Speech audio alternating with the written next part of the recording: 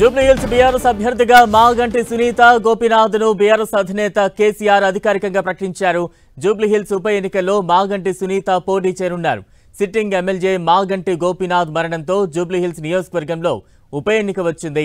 ప్రజాసేవకు గుర్తింపుగా గోపీనాథ్ కుటుంబానికి అవకాశం ఇచ్చింది బీఆర్ఎస్. జూబ్లీహిల్స్ ఉప ఎన్నిక బీఆర్ఎస్ అభ్యర్థి ఖరారయ్యారు. తాజా అప్డేట్స్ అందించేందుకు మా ప్రతినిధి కరుణాకర్ సిద్ధంగా ఉన్నారు. కరుణాకర్, బలరాం, జూబ్లీహిల్స్ బైపోల్కు సంబంధించిన అభ్యర్థిని బీఆర్ఎస్ పార్టీ కాసేపటి క్రితం అధికారికంగా ప్రకటించింది. దివంగత ఎమ్మెల్యే మాగంటి గోపీనాథ్ సతీమణి మాగంటి సునీతకే టికెట్ ఇవ్వాలని చెప్పి బీఆర్ఎస్ అధినేత కేసీఆర్ నిర్ణయం తీసుకున్నారు. ఈ మేరకు కాసేపటి క్రితం అధికారికంగా ప్రకటించిన పరిస్థితిని మనం చూస్తున్నాం. చాలా రోజులుగా సునీతకే టికెట్ ఇవ్వాలని చెప్పి బీఆర్ఎస్ పార్టీ ఇప్పటికే నిర్ణయం తీసుకుంది. అందుకు సంబంధించి డివిజన్ల వారీగా ఎప్పటికప్పుడు BRS working president KTR Telangana భవన్లో సమీక్షా సమావేశాలు నిర్వహిస్తున్నారు. సునీత కూడా క్షేత్రస్థాయిలో జూబ్లీహిల్స్ నియోజకవర్గంలో విస్తృతంగా పర్యటిస్తున్న పరిస్థితిని మనం చూస్తున్నాం. మాగంటి గోపీనాథ్ అనారోగ్యం కారణంగా అకాల మరణం చెందిన నేపథ్యంలో ఆయన కుటుంబానికే టికెట్ ఇవ్వాలని చెప్పి ఇప్పటికే కేసీఆర్ నిర్ణయం తీసుకున్నారు.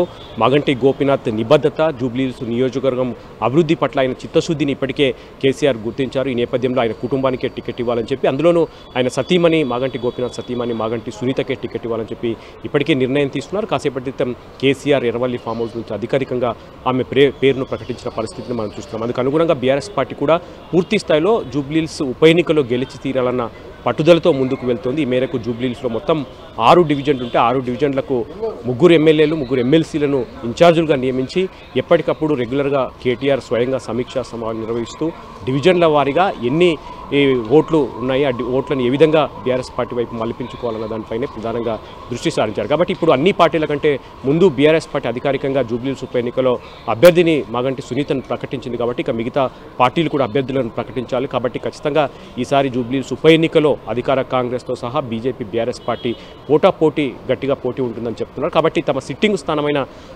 జూబ్లీహిల్స్ నియోజకవర్గం సీటును ఖచ్చితంగా గెలిచి తీరాలన్న పట్టుదలతో మాత్రం బీఆర్ఎస్ పార్టీ గట్టిగా ముందుకు వెళ్తున్న పరిస్థితిని మనం చూస్తున్నాం. బలరాం, కన్నగర్, అంటే బీఆర్ఎస్ నుంచి గోపీనాథ్ సతీమణి సునీత పేరునే ప్రకటించడంతో పార్టీలో కావచ్చు, అంతర్గతంగా కావచ్చు, లేదంటే రాజకీయంగా కావచ్చు ఎటువంటి చర్చ నడుస్తూ ఉంది, ఎటువంటి సపోర్ట్ లభిస్తూ ఉంది? ఎందుకంటే కొంత సెంటిమెంట్ కూడా వర్కౌట్ అయ్యే అవకాశం ఎక్కువగా కనిపిస్తూ ఉంటుంది. ఎందుకంటే గోపీనాథ్ సతీమణి పేరు ప్రకటించడంతో ఈ నేపథ్యంలో ఇది ఎంతవరకు పార్టీకి ప్లస్ అవుతోంది, మరోవైపు ఇతర పార్టీలకు ఇది ఎటువంటి కొంత టఫ్ ఫైట్గా నిలవబోతోంది అనుకోవచ్చు?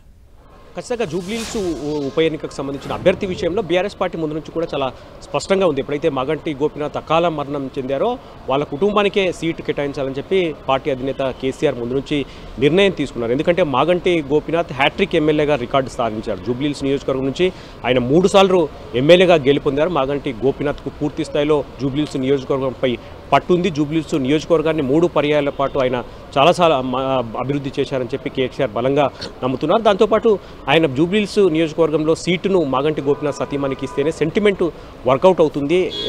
కాబట్టి ఆయన సతీమణికే సునీతకే టికెట్ ఇవ్వాలని చెప్పి కేసీఆర్ నిర్ణయం తీసుకున్నారు. ఈరోజు అధికారికంగా ప్రకటించారు. ఆ సీటును ఆశించే వాళ్ళు బీఆర్ఎస్ పార్టీలో కూడా చాలా తక్కువ మంది ఉన్నారు. మాగంటి గోపీనాథ్ సోదరుడు వజ్రనాథ్ సీట్ను ఆశించినప్పటికీ కూడా కేటీఆర్ పిలిపించుకొని ఆయన బుజ్జగించినట్లు తెలుస్తుంది. కాబట్టి పెద్దగా పోటీ కూడా లేదు. కాబట్టి అందరూ కూడా బీఆర్ఎస్ పార్టీ నేతలు ఎవరైతే జూబ్లీహిల్స్ నియోజకవర్గానికి సంబంధించిన వాళ్ళు ఉన్నారో, నేతలు కావచ్చు, కార్యకర్తలు కావచ్చు, మాగంటి గోపీనాథ్ సతీమణి మాగంటి సునీతకు ఖచ్చితంగా సపోర్ట్ చేసే అవకాశం ఉంది. ఇక మిగతా పార్టీ విషయాలకు వస్తే అటు కాంగ్రెస్ పార్టీ కానీ బీజేపీ పార్టీ కానీ ఖచ్చితంగా బలమైన అభ్యర్థులను రంగంలోకి దింపేందుకు కసరత్తు చేస్తుంది. అయినప్పటికీ బీఆర్ఎస్ పార్టీ మాత్రం చాలా టఫ్ ఫైట్ ఇస్తాం, ఖచ్చితంగా గెలిచి తీరుతామన్న పట్టుదలతో గట్టిగా నమ్ముతూ వస్తున్న పరిస్థితిని మనం చూస్తున్నాం.